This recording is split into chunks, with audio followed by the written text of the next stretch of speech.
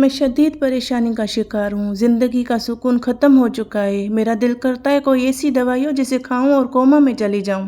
مجھ سے لوگوں کے مقابلے نہیں ہوتے، لوگوں کے معیار پر پورا اترا نہیں جاتا، ویسا نہیں بنا جاتا جیسے ان کے من پسند دوسرے لوگ ہیں۔ اس لیے جب میں ہوں ہی بری تو میرا سانس لینے کو دل بھی نہیں کرتا۔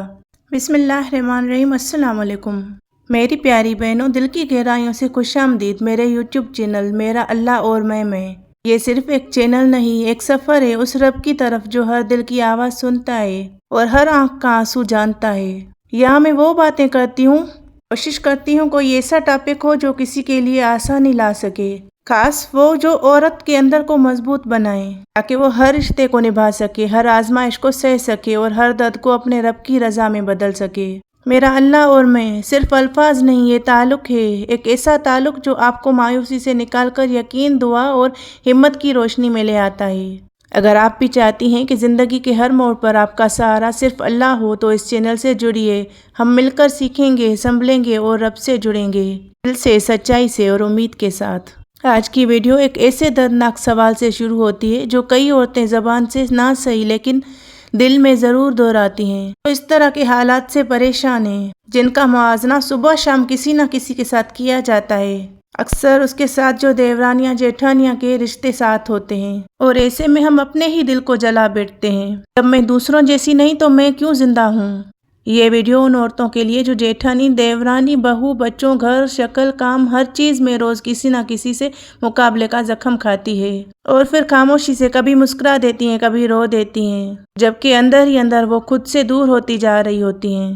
خواتین کے لیے بے شمار مسائل میں سے ایک مسئلہ دیورانی جیٹھانی سے کمپیریزن ہے۔ اس کمپیریزن کی وجہ سے خواتین بلڈ پریشر کی دائمی مریض بن جاتی ہیں۔ کبھی یہ کمپیریزن ساس کی طرف سے ہوتا ہے کہ وہ بڑی یا چھوٹی بہو کی تعریفیں کرتی ہے، بڑی بہو گوری ہے، چھوٹی کا رنگ سانولا ہے تو چھوٹی کے پہننے پر لباس، میک اپ، اس کے اٹھنے بیٹھنے پر اعتراض، چھوٹی بہو پتلی ہے اور بڑی کا وزن زیادہ تو ساس، نندوں یا ان کے رشتہ داروں کی طرف سے طرح طرح کے تبصرے، ذرا زیادہ وزن والی لڑکی کا دل چیرتے ہیں، پڑھی لکھی بہو ہے تو ان پڑھ کو تانے، جاب ہولڈر بہو تھکی ہاری گھر آتی ہے تو اس کا کمپیریزن گھر میں بیٹھی بہو سے کر کے دل جلایا جاتا ہے۔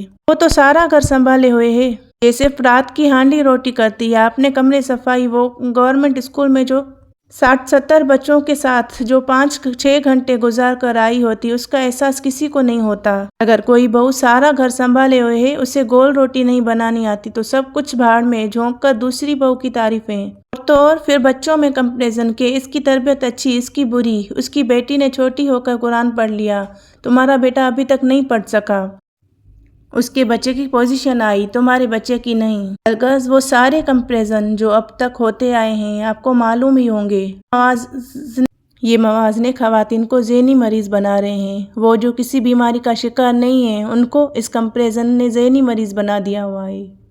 زندگی میں ہر دن جو کہ خوبصورتی سے ساتھ گزارا جا سکتا ہے، خواتین وہ شدید تکلیف میں گزارتی ہیں۔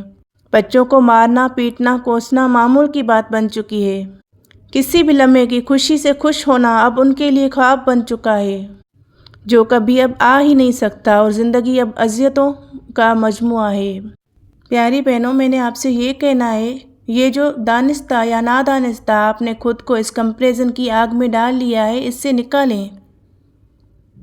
جس طرح آپ کے ہاتھوں کی فنگر پرنٹ دوسرے سے مختلف ہیں، اسی طرح آپ کی شخصیت، ذائقی، قسمت بھی دوسروں سے مختلف ہے۔ لہٰذا آپ کا خود کا دوسروں کے ساتھ موازنہ کر کے دل جلانا بنتا ہی نہیں۔ ہر روز خود کو باور کرائیں کہ یہ کمپیریزن ایک جھلسا دینے والی آگ، مجھے خود کو اس سے نکالنا، اور روزانہ آپ نے حسب استطاعت کوشش کرنی ہے۔ آپ کی کوشش ضرور رنگ لائے گی اور خیر ہوگی انشاءاللہ۔ خود جئیں دوسروں کو چھوڑ کر۔ اگر ہر ایک کی بات آپ نے دل پر لے لی تو اس کا نقصان آپ ہی کو ہو سکتا ہے۔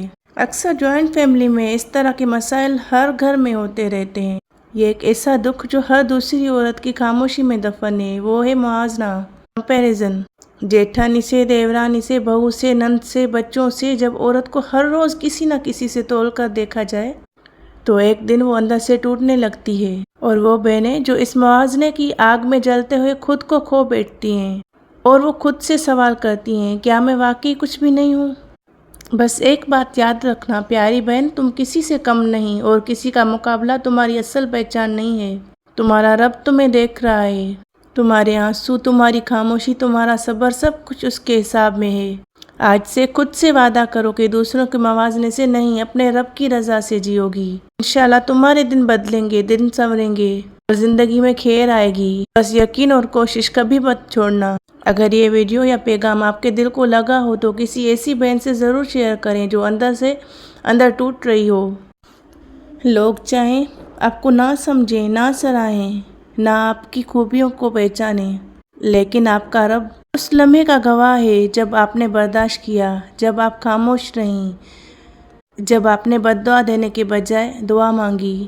آپ کمزور نہیں، آپ وہ ستون ہو جس پر پورے خاندان کا بوجھ ہے۔ آپ وہ چراغ ہو جس کی روشنی سب کو دکھتی ہے مگر جلنے کی تپش صرف آپ جانتی ہو۔ اس لیے اپنی قدر خود کرو، دنیا کے ترازو کو اپنے دل پر نہ رکھو، کیونکہ جس رب نے آپ کو تخلیق کیا ہے وہ آپ کے مقصد ضرور پورا کرے گا، وہ آپ کو تنہا نہیں چھوڑے گا۔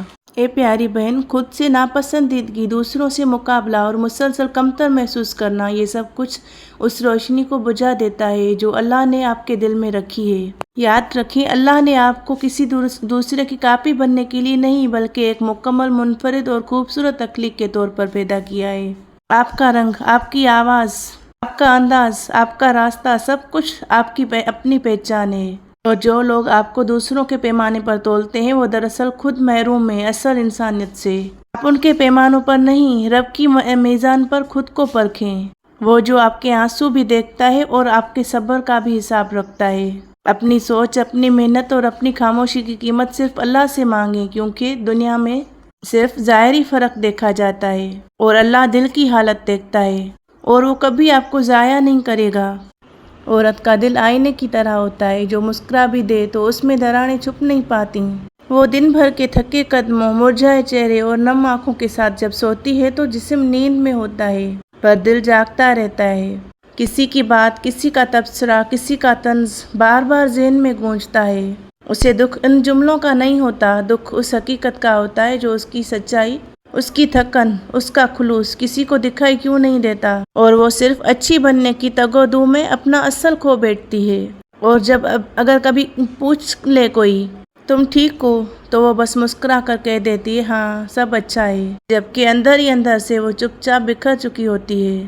لیکن ایسے میں اگر وہ اللہ سے جڑ جائے، زندگی میں کوئی ایسا وقت بنا لے جس میں اور میرا اللہ ہو، تو وہ جینا سیکھ لیتی ہے۔ ہر معاملے کو اللہ کی رضا سمجھ کر اسی سے دعا کرتی رہتی ہے۔ تو پیاری بہنوں، میرا کہنے کا مطلب یہی ہے کہ لوگ تو کہیں گے، آپ لوگوں کی فکر نہ کریں، اپنے لیے جئیں، اپنے بچوں کے لیے جئیں، اپنے گھر کے لیے جئیں اور اپنے اللہ کے لیے جئیں۔ لوگوں کا کیا ہے، وہ تو آپ کو بیمار بھی کر دیں گے، آپ خود پریشان رہیں گی اور ان لوگوں پر کوئی فرق نہیں پڑتا۔ اللہ پاک آپ کے لیے آسانی پیدا کرے انشاءاللہ تعالی۔